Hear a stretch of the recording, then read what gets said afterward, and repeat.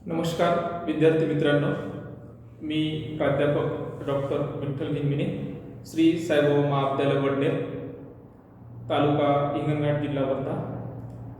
मित्रांनो, आज आपल्या या व्हिडिओमध्ये मी तुम्हाला BA भाग 3 सेमिस्टर 5 मधील भारतीय अर्थव्यवस्थेची वैशिष्ट्ये हा घटक बघणार आहोत. भारतीय अर्थव्यवस्था म्हणजे काय, भारतीय अर्थव्यवस्थेमध्ये असणारे समाविष्ट क्षेत्र आणि त्याची वैशिष्ट्ये, अशा प्रकारे आपल्याला 3 मुद्द्याचा या व्हिडिओमध्ये सविस्तर आढावा घ्यायचा आहे. आपण सुरुवातीला बघू की भारतीय अर्थव्यवस्था म्हणजे काय. जेव्हा आपण अर्थव्यवस्था या शब्दाचा उल्लेख करतो तेव्हा अर्थ आणि व्यवस्था, अर्थ म्हणजे पैसा आणि व्यवस्था म्हणजे तो पैसा गोळा करण्यासाठी करण्यात येणारी व्यवस्था, म्हणजे ती एक प्रकारची असणारी सिस्टीम. आणि ज्या ज्या क्षेत्रातून हा पैसा ही मिळकत प्राप्त होते त्याला आपण अर्थव्यवस्था असं म्हणतो. भारतीय अर्थव्यवस्थेमध्ये एकूण 3 क्षेत्र आहेत. यामध्ये पहिलं क्षेत्र जे आहे ते कृषी क्षेत्र, दुसरं क्षेत्र जे आहे ते उद्योग क्षेत्र आणि तिसरं जे क्षेत्र आहे ते सेवा क्षेत्र. भारतातील सर्वात जास्त लोकसंख्या म्हणजे आज 52% लोकसंख्या कृषीवर अवलंबून आहेत आणि त्यामुळे कृषीला प्राथमिक क्षेत्र सुद्धा म्हटले जातात. राष्ट्रीय उत्पन्नामध्ये कृषीचा वाटा आज 15% आहे. त्यानंतर उद्योग क्षेत्र आहे. उद्योग क्षेत्र हे भारतीय अर्थव्यवस्थेतील अतिशय महत्त्वाचं क्षेत्र आहे. त्यानंतर सेवा क्षेत्र आहे. सेवा क्षेत्र सुद्धा भारतीय अर्थव्यवस्थेतील महत्त्वाचं क्षेत्र आहे आणि ह्या तीनही क्षेत्र मिळून भारतीय अर्थव्यवस्था निर्माण झालेली आहेत. आता आपण बघू की जी भारतीय अर्थव्यवस्था निर्माण झाली त्या भारतीय अर्थव्यवस्थेचे असणारे वैशिष्ट्ये, कोणकोणते वैशिष्ट्ये आपल्याला दिसून येतात. आपण त्याला लक्षणे सुद्धा म्हणू शकतो. पहिलं वैशिष्ट्य आहे दरडोई उत्पन्न कमी असणे.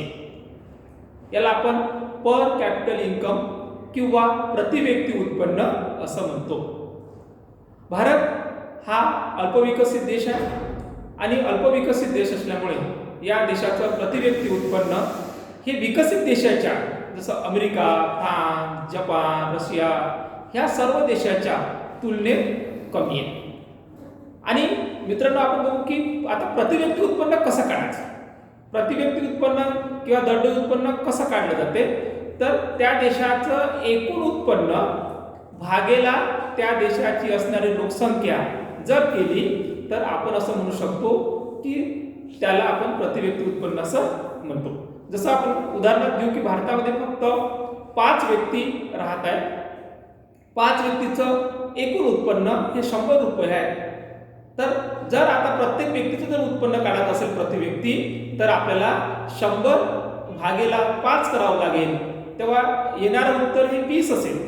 तर हे 20 रुपये म्हणजे काय झालं, त्या देशाचं प्रति व्यक्ती उत्पन्न. दुसरा मुद्दा आहे की एकूण उत्पन्न कमी असणे. भारतीय अर्थव्यवस्थेचं दुसरं लक्षण म्हणजे एकूण उत्पन्न कमी असणे. तर भारत हा अल्पविकसित देश आहे. भारत इथे प्राथमिक क्षेत्राचं वर्चस्व अधिक आहे, शेती क्षेत्राचं वर्चस्व अधिक आहे. भारताची लोकसंख्या ही इतर देशाच्या तुलनेत फक्त चीन वगळता इतर देशाच्या तुलनेत अधिक आहे आणि त्यामुळे आपण असं म्हणतो की भारताचं एकूण उत्पन्न, याला आपण ग्रॉस इन्कम म्हणतो, हे सुद्धा अतिशय कमी आहे. मित्रांनो, तिसरा जो मुद्दा आहे भारतीय अर्थव्यवस्थेच्या लक्षणामध्ये, प्राथमिक वस्तूचे प्रामुख्याने उत्पादन. मी व्हिडिओच्या सुरुवातीला सांगितलं की भारतीय अर्थव्यवस्थेमधील सर्वात महत्त्वाचं जे क्षेत्र आहे प्राथमिक क्षेत्र ते म्हणजे शेती.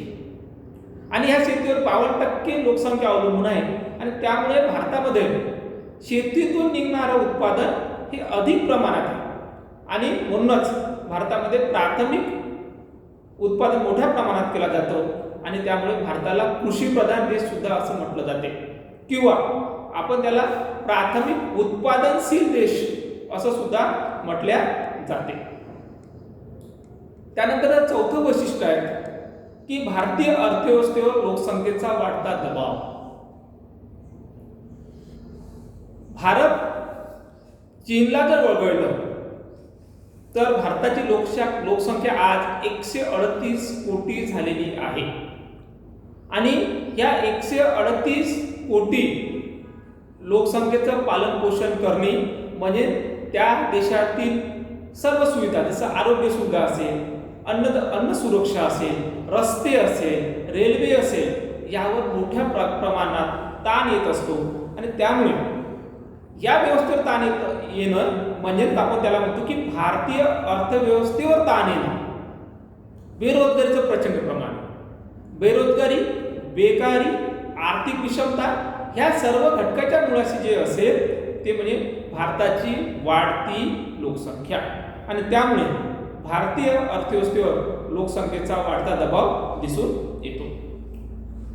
पाचवं वैशिष्ट्य आहे की भारतीय अर्थव्यवस्थेत बेरोजगारी आणि अल्परोजगारीचं प्रमाण मोठ्या प्रमाणात आहे.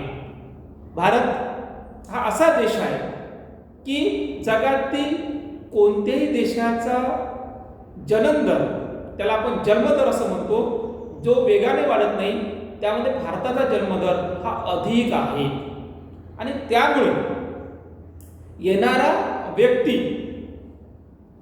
जन्माला आल्यावर 2 हात घेऊन जरी येत असला पण त्या हाताला काम मिळेल याची शाश्वती नसते आणि त्यामुळे आपण असं म्हणतो की भारतात बेरोजगारी मोठ्या प्रमाणात आहे, बेकारी मोठ्या प्रमाणात आहे. जो रोजगार मिळतो तो अल्प रोजगार मिळतो आणि त्यामुळे ग्रामीण भागामध्ये विशेषतः शेती व्यवसायामध्ये संरचनात्मक बेरोजगारी किंवा याला आपण म्हणतो छुपी बेरोजगारी म्हणजे काही दिवस काम असणे, काही दिवस काम नसणे अशी परिस्थिती निर्माण झालेली आहे. त्यानंतरचा आपल्याला 6वा मुद्दा सांगता येईल की भारतीय अर्थव्यवस्थेत भांडवलाची कमतरता. भारतीय भांडवल म्हणजे काय? इथे भांडवल शब्द या अर्थाने वापरला आहे की व्यक्तीचं उत्पन्न आणि त्याच्यातून खर्च वजा गेल्यानंतर जी बचत राहते आणि ती बचत उत्पादन कार्यामध्ये वापरली जाते त्याला आपण अर्थशास्त्रामध्ये भांडवल असं म्हणतो. याला एक आपण प्रकारे मौद्रिक भांडवल सुद्धा असं म्हणू शकतो. आणि भारतातील लोकांचं उत्पन्न कमी असल्यामुळे त्यांची बचत कमी आहे, किंबहुना अल्प आहे. उपभोगावरच जास्त खर्च करू शकतात, बचत करू शकत नाही.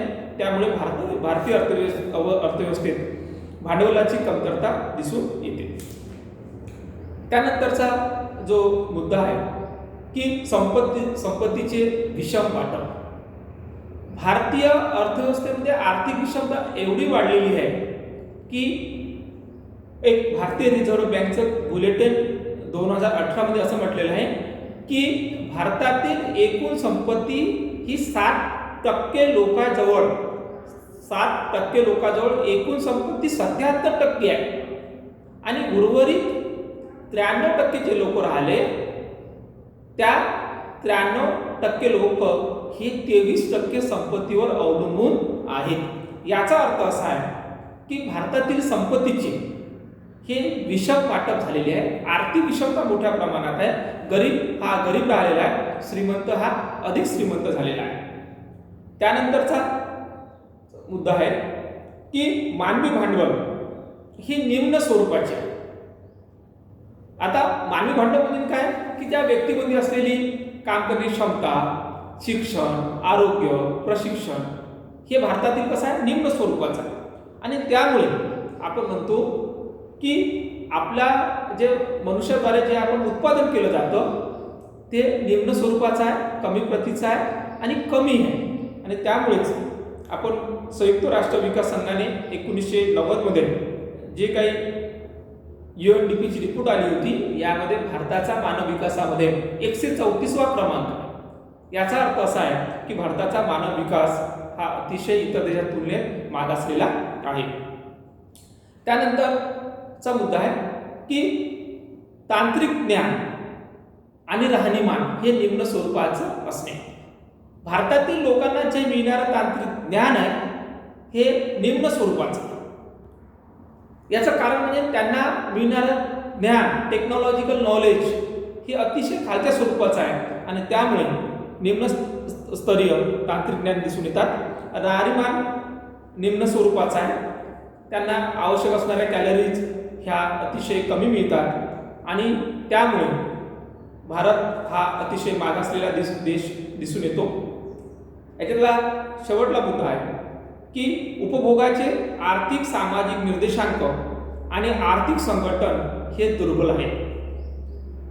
उपभोगाचे म्हणजे भारतातील आजही 70% लोकांना ज्याप्रमाणे जेवण केल्यानंतर कॅलरीज पाहिजे त्या प्राप्त होत नाही आणि त्यामुळे उपभोगाचे सामाजिक आर्थिक निर्देशांक हे निम्न स्वरूपाचे आहे. आजही खेड्या विभागामध्ये बँक असो, पोस्ट ऑफिस असो, रस्ते असो, चांगल्या शाळा असो आजही नाही आणि म्हणूनच भारतीय अर्थव्यवस्था मागासली असल्याचे दिसून येते. धन्यवाद मित्रांनो. यामध्ये आपण भारतीय अर्थव्यवस्थेचे वैशिष्ट्य बघितले. पुढल्या पिरियडला आपण तिसरं चॅप्टर घेणार आहोत. धन्यवाद.